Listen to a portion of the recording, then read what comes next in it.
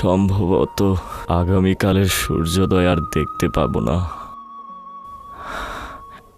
আজকেই সফরের সরঞ্জাম গুছিয়ে নিতে হবে। কিন্তু কোথায় সেই সফর? তোর পরওয়ারদিগারের রহমতের সান্নিধ্যে। তার মানে এই দুশ্চিন্তার বেড়াজাল ছিন্ন করে তোর অনুগ্রহের কোলে ঠাঁই নেব।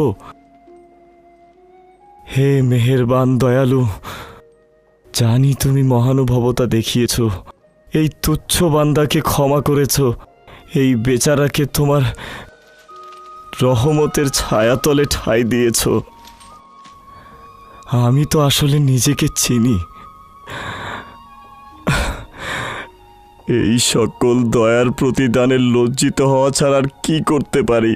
এখনো ঘুমাওনি পুলাতুন? খুব শীঘ্রই ঘুমিয়ে পড়ব। দীর্ঘ এক ঘুম, অতঃপর অনন্তকাল ধরে জেগে থাকা। পুলাতুন, আচ্ছা, মৃত্যুর পরে যদি আবার জন্ম হয়, ও এত কষ্টভোগের পরেও যদি পুরস্কার পাওয়া না যায়, তবে কি হবে? তার মানে কি এই যে হাজার হাজার পয়গম্বরের ওয়াদা সত্যি হবে না? না না। পুলতনিয়াস সাইন্তুস, চলো, দরজা খোলো, চলো। তাকে কোথায় নিয়ে যাচ্ছ? আদালতে। এদিকে আয়। প্লুটোনিয়াস, খোদা তোমার সহায় আছেন। খোদা তাআলার রহমত তোমার অপেক্ষায় আছেন। ভয় পেও না। এই থামো। খোদার উপর ভরসা রেখো। ভয় পেও না প্লুটোনিয়াস। তোমার ঈমানকে দুনিয়ার কাছে বিক্রি করে দিও না।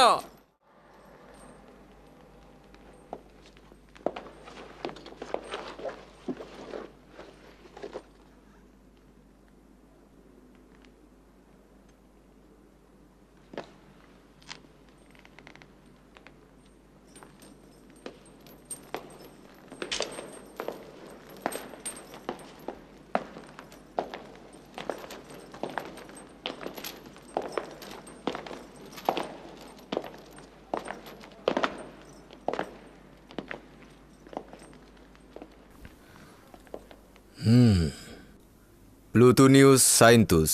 জাতীয়তা? রোমান। কোথাকার অধিবাসী? ফিলাডেলফিয়া শহরের। অভিযোগ কি?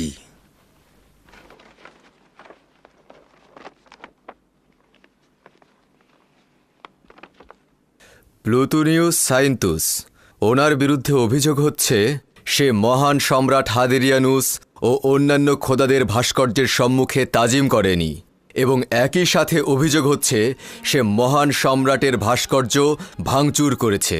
অতঃপর তওবা করার পরিবর্তে পরাক্রমশালী রোমান খোদা ও জুপিটারকে অস্বীকার করেছে, এবং একই সাথে তুচ্ছ ও গোলামদের দিন অর্থাৎ ঈসা মসিদের দিন সে গ্রহণ করেছে।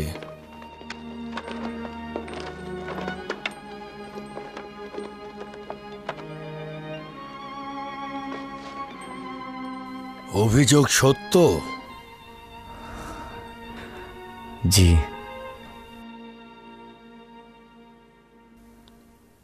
তোর শাস্তি হবে মৃত্যু, আর সেটাও হবে সবচাইতে কঠিন ও নির্মম মৃত্যু।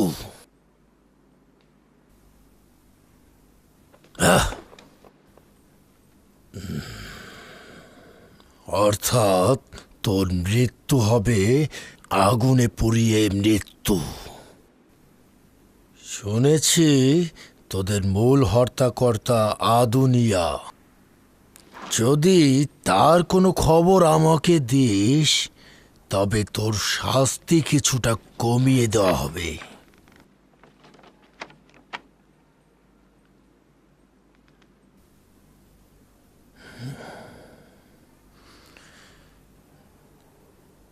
নির্বোধ!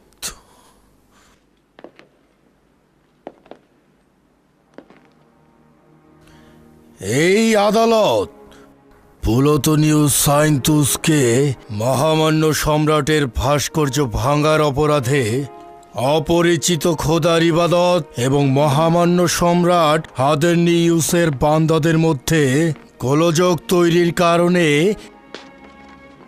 মৃত্যু পরোয়ানা জারি করছে। তোকে আজকে জোহরের সময় অপোলনের মন্দিরের নিকট পুড়িয়ে মারা হবে।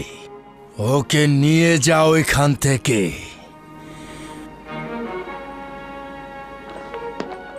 নিয়ে যাও ওকে।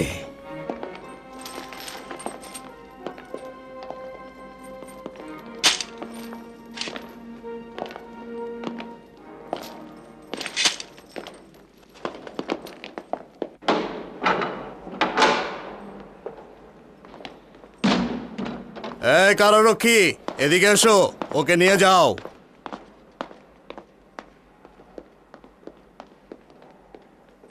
আয়।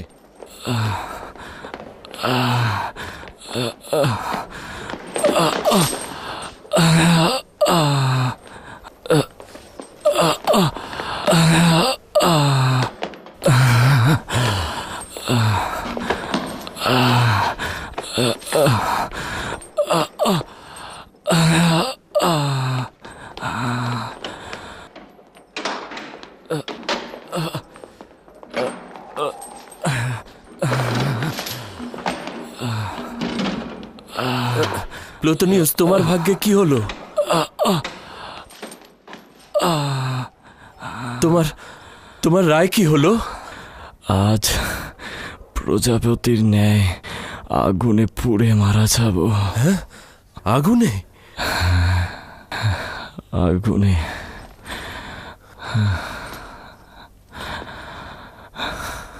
এটা তো সবচাইতে কঠিন শাস্তি। সম্রাটের ভাস্কর্য ভেঙে ফেলার অপরাধ সবচাইতে মন্দ গুণা, সবচাইতে কঠিন শাস্তি। তাই বলে কি আগুনে পোড়াবে? তাতে কি পার্থক্য রয়েছে এদনান? অবশ্যই পার্থক্য রয়েছে। পূর্বে তো জেনাকারী, ব্যভিচারী ও জাদুকরকে আগুনে পুড়িয়ে মারা হতো, কিন্তু এখন তাওহীদে বিশ্বাসীদের পুড়িয়ে মারা হচ্ছে। একদিন তো মরতে হবেই। এই পদ্ধতিতে কি অসুবিধা রয়েছে? হয় আগুনে পুড়ে, নয়তো ক্রুশবিদ্ধ হয়ে। খুব দ্রুতই এই মাটিতে মিশে যাব। কি অবাক ব্যাপার! মাটি থেকেই জন্ম নিলাম, এই মাটি থেকেই খাবার সংগ্রহ করলাম, আবার সেই মাটিতেই মিশে যাব। কিন্তু কিন্তু ভয় হচ্ছে। তার মানে তুমি মরতে ভয় পাচ্ছ, তাই না? না, মৃত্যুকে আমি ভয় পাই না, পুনরায় জীবিত হওয়াকে আমি ভয় পাই। জানো, আমি গণনা করে দেখেছি, কয়েক হাজার দিন বেঁচে ছিলাম, কিন্তু এর মধ্যে জীবিত ছিলাম শুধুমাত্র 1 বছর। আদুনিয়ার সঙ্গে যেদিন মোলাকাত হলো, সেদিন থেকেই বাঁচতে শুরু করলাম। এর পূর্বে অসংখ্যবার খোদার সঙ্গে নাফরমানি করেছি।